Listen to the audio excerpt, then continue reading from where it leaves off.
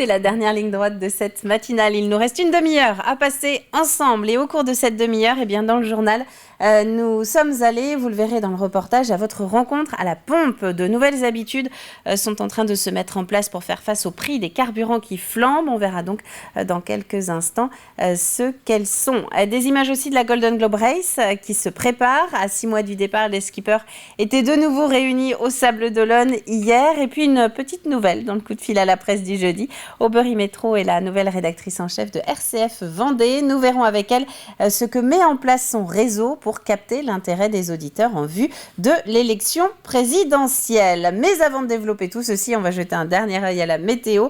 Et d'ailleurs, vous avez sans doute ouvert les volets, peut-être même les fenêtres. Il y a un fort risque de pluie sur le littoral vendéen aujourd'hui. Alors, tous les prévisionnistes ne sont pas forcément d'accord, mais normalement, ce risque est accru sur le littoral, un peu moindre dans les terres. Ça, c'est pour ce matin. Ce qui est sûr, c'est que c'est des nuages pour tout le monde jusqu'en milieu de journée. Cet après-midi, le risque d'averse s'éloigne et des éclaircies sont annoncées. On aura peut-être même la chance d'apercevoir le soleil avant le week-end. Et là encore, plus dans les terres que sur le littoral. Passons aux horaires de marée avec 4 rendez-vous pour ce jeudi. Une mer qui, vous pouvez le voir, est en train de monter puisque la pleine mer, c'est dans une demi-heure maintenant avec des coefficients qui descendent toujours un petit peu. Le marnage est donc assez faible. Notre carte habituelle des marchés du jeudi.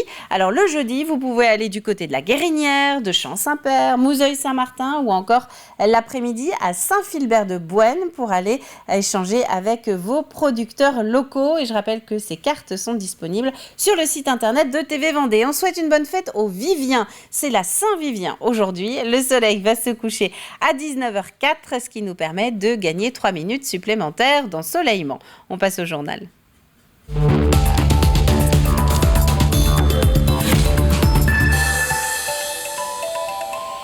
Et nous commençons donc avec cette situation difficilement concevable. Il y a encore quelques semaines, les prix des carburants tournent aujourd'hui autour de 2 € le litre. Une augmentation du diesel et de l'essence devenue exponentielle et qui s'explique en partie par la guerre en Ukraine qui fait grimper le prix du baril de pétrole. À la pompe, c'est donc la soupe à la grimace et tout le monde essaie de s'adapter en temps réel. Pierre Dalicieux, Alexandre Debray. D'habitude, je suis à 75 € il y a 3-4 mois. Donc presque 100 € le plein, ouais, ça devient chaud. Un constat partagé ce matin par tout le monde ici. Le cap des 2 € le litre a été franchi. 2,02 pour le sans-plomb et même 2,05 pour le gasoil. Le diesel coûte donc plus cher et les automobilistes sont amers. Il est vrai que j'en mets moins que j'en ai mis parce que c'est devenu un prix... C'est devenu de l'or. Alors, j'avais pas tout à fait le plein, il me restait quand même 2 barres et je suis quand même déjà rendue à 56 €. Donc d'habitude je faisais mon plein pour même pas 40 €. Je suis plutôt solidaire des gens qui roulent beaucoup et qui ont besoin de rouler pour leur boulot.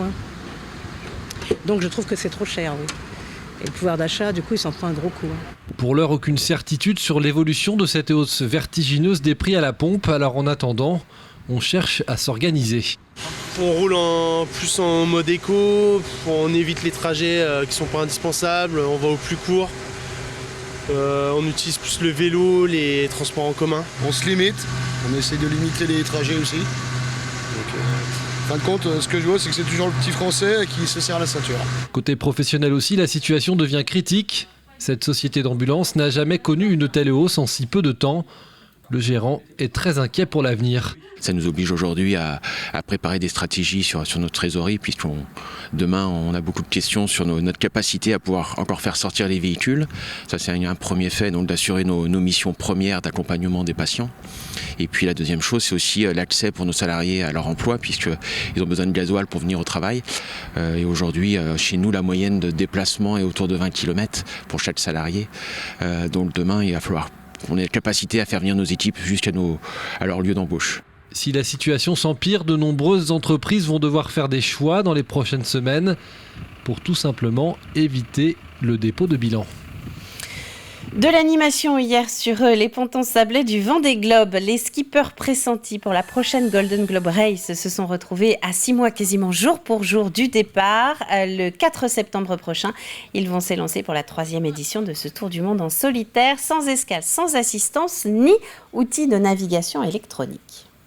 On est en train de préparer le village, on est en train de préparer les contenus médias, on est en train de nouer des partenariats avec les entreprises privées, avec les collectivités, je le disais, le département de la Vendée, la région des Pays de la Loire, pour boucler un budget qui permettra de faire une belle fête autour de cet événement. Cette année, on a la chance d'avoir la Vendée Arctique les Sables d'Olonne au mois de juin et le départ de la Golden Globe Race le 1er septembre avec un village qui ouvrira dès le 21 août. Donc il y a 2 semaines de village et de fête sur la place du Vendée Globe ici pour un joli départ le 1er septembre. 23 navigateurs sont pour l'instant provisoirement inscrits. Le village de la Golden Globe Race, vous l'avez entendu, ouvrira le 20 août. En bref, dans le reste de l'actu, on a appris hier après-midi la démission du président de l'ICES. Éric Delabarre va céder sa place à la tête de l'université privée à la fin du mois d'août. Il occupait le poste depuis 9 ans. Le nom de son successeur devrait être prochainement donné. On va prendre à présent la direction de Sainte-Flève-des-Loups, où depuis 2 mois, les visiteurs de passage sont accueillis par des pancartes plutôt humoristiques mises en place par la mairie. L'idée, c'est de rappeler que le monde rural n'est pas uniquement un décor de cartes postales, c'est tout un territoire qui vit autant que les villes, notamment d'un point de vue économique. Et le bilan de cette campagne est plutôt positif. 2 mois après, on ne va pas dire que les remarques se sont estompées, mais au moins on a parlé un petit peu de la commune de Sainte-Flève-des-Loups. Voilà, un petit peu.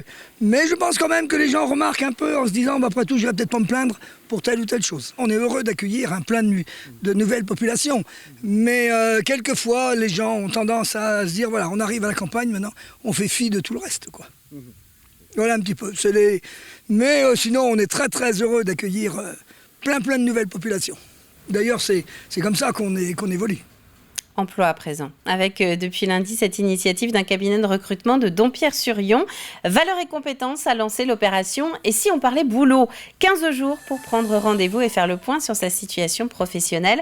Une nécessité pour certains après 2 ans de crise sanitaire. On l'a eu pendant la pandémie, en fait, déjà. Les personnes qui se sont arrêtées net en ont profité pour se poser des questions sur leur orientation, leur carrière. Et donc, ils ont fait appel à nous.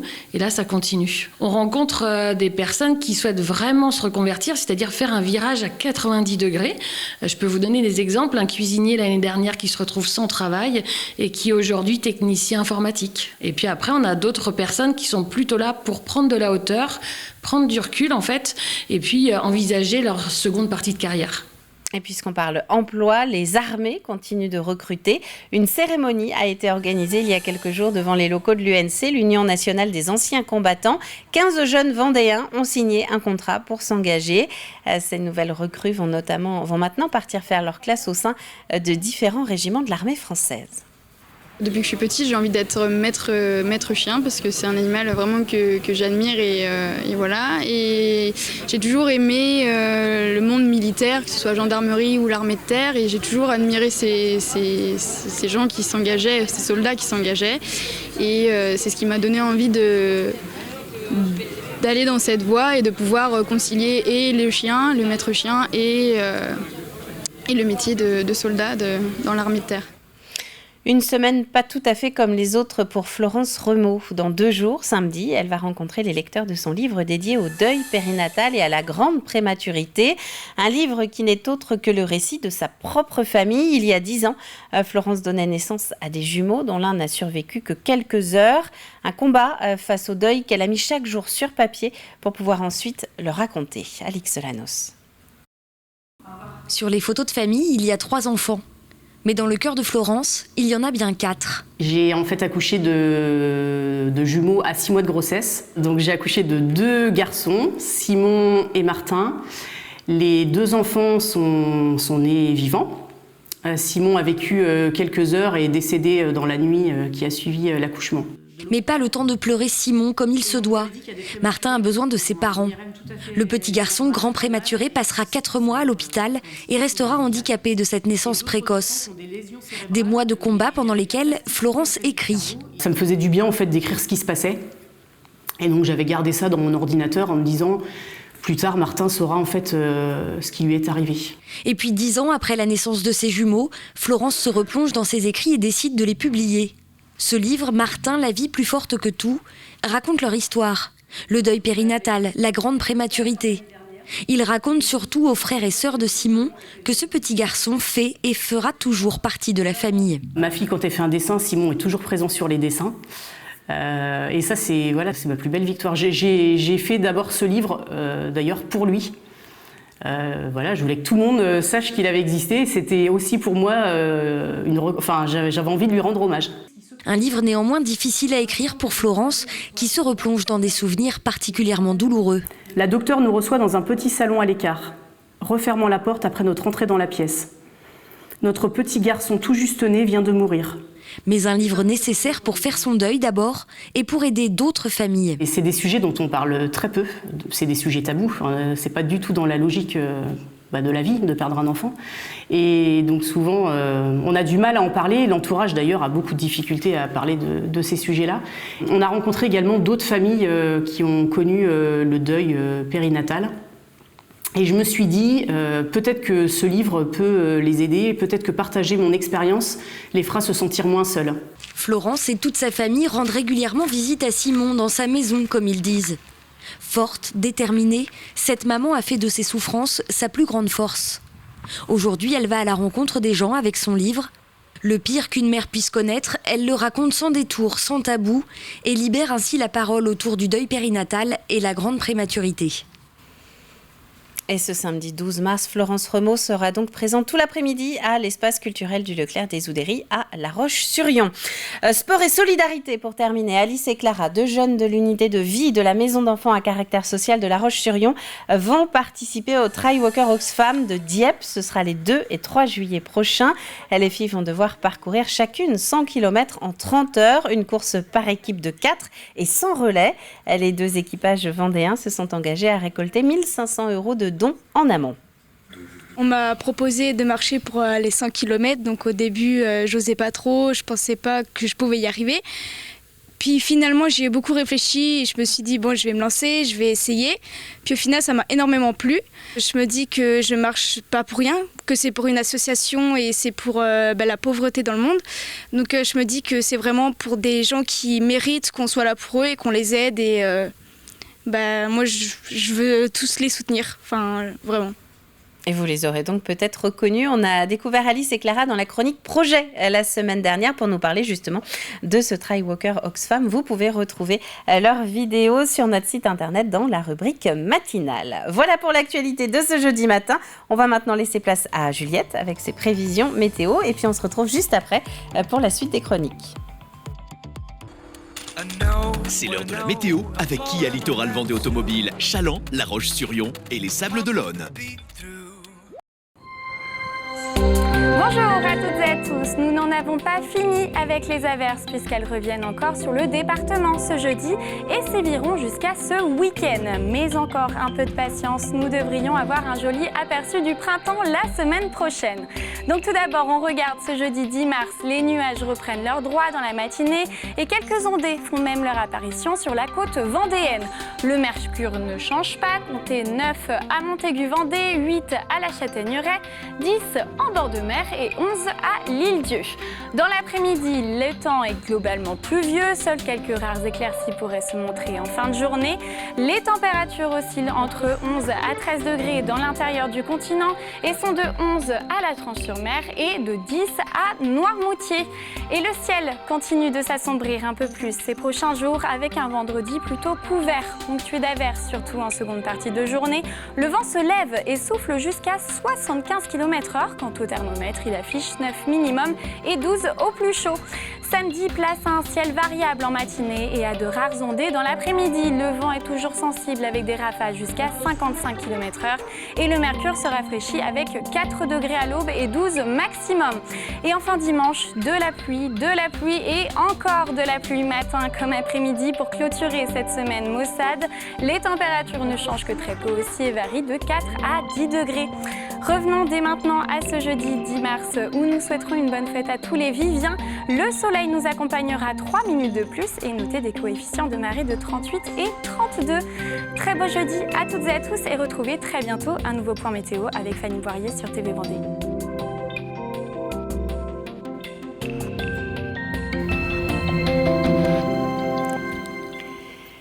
Il est 9h moins le quart sur le plateau de la matinale. On va parler d'un anniversaire à présent. C'est celui de l'Académie de Nantes. 60 ans que celle-ci existe après une création en 1962. Oui, vous avez bien compté. Regardez.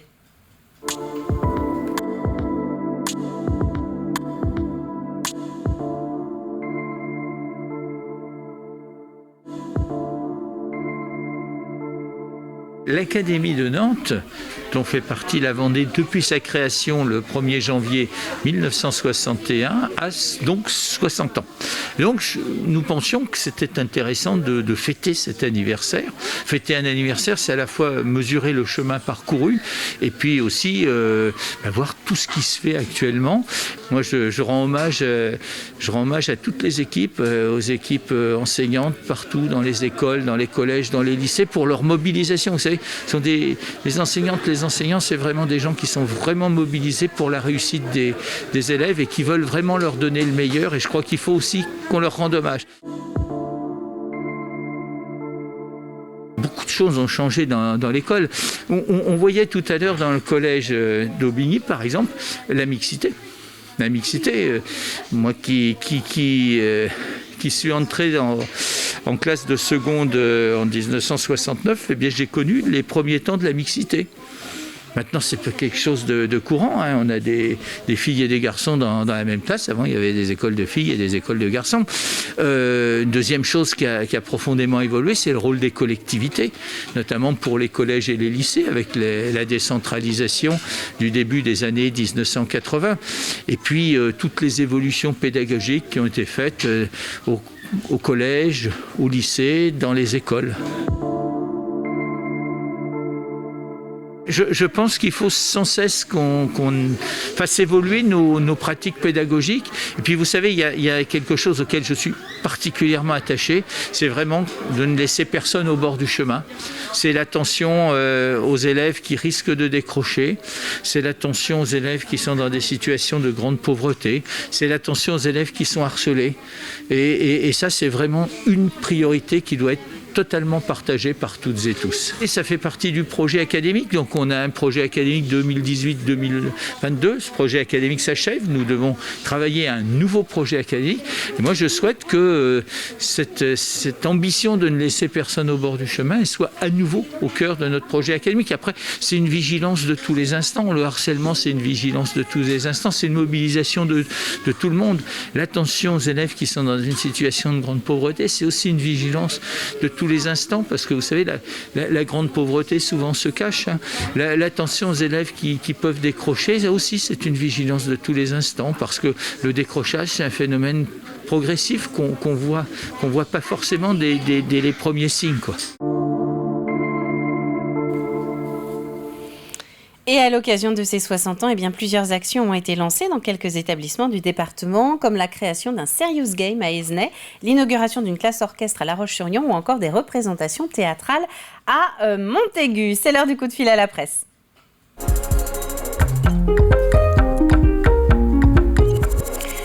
Notre visio du jour nous emmène à la rencontre d'Aubery Métro, la nouvelle rédactrice en chef de RCF Vendée. Un des sujets du moment dans toutes les rédactions, c'est l'élection présidentielle. Et tout l'enjeu, eh bien, c'est de vous y intéresser, vous montrer qu'il y a des sujets qui vous concernent au plus près du territoire. Alors, dans ce réseau de radios chrétiennes, on a misé sur la relocalisation du débat. Oui, c'est déjà le cas en fait depuis le début de la semaine, Caroline. On a fait le choix avec les autres radios chrétiennes des Pays de la Loire de toutes s'associer pour essayer de vous faire comprendre un peu quels sont les enjeux de la présidentielle ici au niveau des Pays de la Loire. C'est toujours un peu loin, hein, ça paraît, la présidentielle. On parle de sujets qui ne sont pas vraiment concrets au quotidien, même si on sait que ça va avoir des impacts. Et bien là, on est allé interroger les représentants des candidats dans notre région. Déjà parce qu'ils connaissent le territoire, parce qu'ils peuvent nous donner des exemples concrets de ce qui peut être fait par leurs représentants. C'est compliqué d'intéresser parce qu'en fait, là, on connaît le contexte, hein, la guerre en Ukraine. Avant ça, c'était Covid. On a l'impression, quand on regarde les médias nationaux, qu'il y a une seule chose qui écrase. alors que nous, dans notre préoccupation de tous les jours, c'est pas vrai. Donc moi, je trouve que c'est ça aussi notre rôle de médias locaux, vous à TV Vendée, nous à RCF, de réussir à montrer concrètement, à faire une sorte de pédagogie, un acte citoyen, de montrer que la politique, ça se vit tous les jours au quotidien, pour nous aussi, quand on prend notre voiture, oui, pour le prix du carburant, mais aussi pour l'entretien des autoroutes, parce que c'est le cas en Vendée, on utilise l'autoroute pour les pêcheurs, les quotas, etc.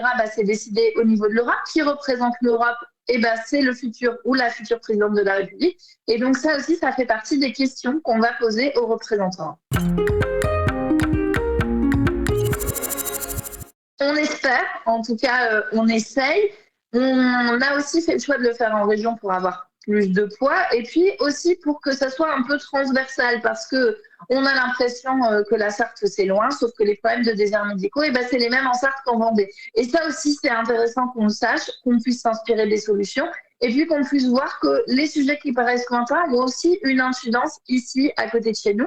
Et puis, ça nous permet aussi de faire venir des noms qui ont une résonance quand même au niveau national, que ça soit Guillaume Garot, il a été ministre de l'Agriculture, ou alors Christelle Morancet, la présidente de région, qui viendra elle aussi se prêter à l'exercice en tant que porte-parole de Valérie Pécresse. Elle viendra dans nos studios ici à La Roche-sur-Yon pour nous parler de ce qui concerne les Vendéens et de ce que sa candidate peut faire. Ce qui me permet de vous rappeler que mardi prochain, le 15 mars, vous aurez justement la diffusion sur TV Vendée du premier épisode présidentiel 2022, La Voix des Vendéens, qui a été enregistré à La Roche-sur-Yon en partenariat avec Ouest France. Nous aurons l'occasion, évidemment, d'en reparler. Il est temps d'ouvrir le programme télé du jour.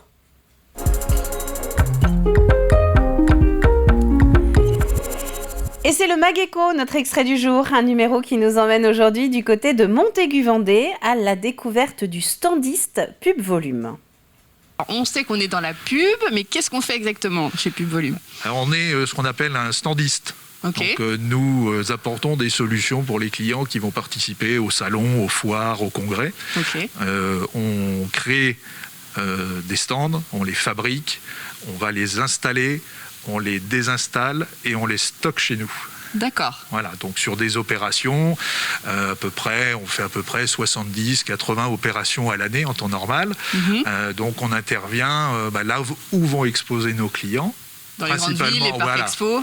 Principalement en région parisienne, à 50-60% du temps, et puis après partout en France, voire éventuellement à l'étranger. D'accord, alors on voit un petit peu justement derrière nous les matériaux avec lesquels vous travaillez. Quel type de stand vous proposez ? Alors il y a deux types de stands principaux, que sont les stands menuisiers ou traditionnels, donc c'est de la menuiserie. Donc ça c'est du gros stand, c'est le stand qui coûte le plus cher parce qu'il y a plus de travail. Exactement, parce qu'on est vraiment sur de la fabrication de menuiserie. Et puis vous avez le stand modulable où là on va utiliser des éléments qui sont déjà des éléments préconstruits et qui offrent cette modularité qu'on n'a pas forcément avec des éléments menuisés. Donc ça veut dire le modulable, on va pouvoir réutiliser, comme vous disiez que vous stockez, ça veut dire que sur une année on a un stand et puis après vous allez apporter une modification sur l'année suivante, on va pouvoir réutiliser ces matériaux, c'est ça ? Oui, c'est ça, mais c'est vrai aussi sur le menuisier, je dirais la durée de vie moyenne d'un stand, elle est de 3 à 4 ans d'un point de vue structurel. Après, c'est les éléments de communication qui peuvent être amenés à changer. Oui, bien sûr, la couleur, etc. Et le Mageco chez Pub Volume, c'est à retrouver aujourd'hui sur l'antenne, à midi par exemple, mais aussi à la demande, comme on dit, sur tvvendée.fr et sur la chaîne YouTube de TV Vendée. Un rapide rappel de l'actualité de ce jeudi matin. Avant de passer au jeu, maintenant, nous commençons avec le prix des carburants qui flambe, ça ne vous aura sans doute pas échappé. Autour de 2 € le litre actuellement en Vendée pour le diesel comme l'essence, une augmentation devenue exponentielle et qui s'explique en partie par la guerre en Ukraine qui fait grimper le prix du baril de pétrole. Et puis de l'animation, hier sur les pontons sablés du Vendée Globe, les skippers pressentis pour la prochaine Golden Globe Race se sont retrouvés à 6 mois quasiment jour pour jour du départ. Le 4 septembre prochain, ils s'élanceront pour la 3e édition de ce Tour du Monde en solitaire, sans escale, sans assistance ni outils de navigation électronique. Sur le temps qu'il nous reste, on va passer au jeu de la matinale.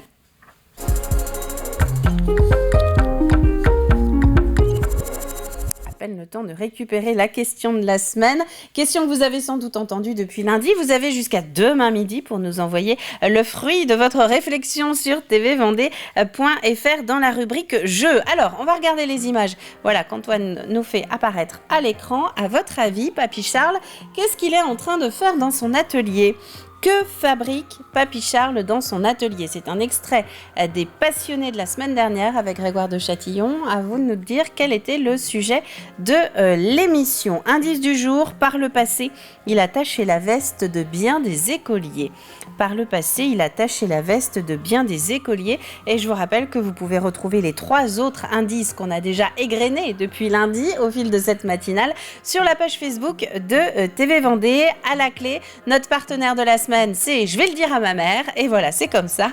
C'est une marque vendéenne qui vous propose des jeux nomades et qui, justement, met à disposition des 2 gagnants de la semaine 2 ardoises nomades qui sont pliables puisque en tissu, mais également lavables. Donc, pas de souci pour devoir les renouveler. Jusqu'à demain midi, mais ça on l'a déjà dit. Là-dessus, eh bien, on va terminer, on va se quitter. Fin de cette matinale de jeudi. On va se retrouver demain dès 7h pour un nouveau démarrage de journée ensemble. Ce sera d'ailleurs le dernier de la semaine. D'ici là, très bonne journée à vous tous et à demain.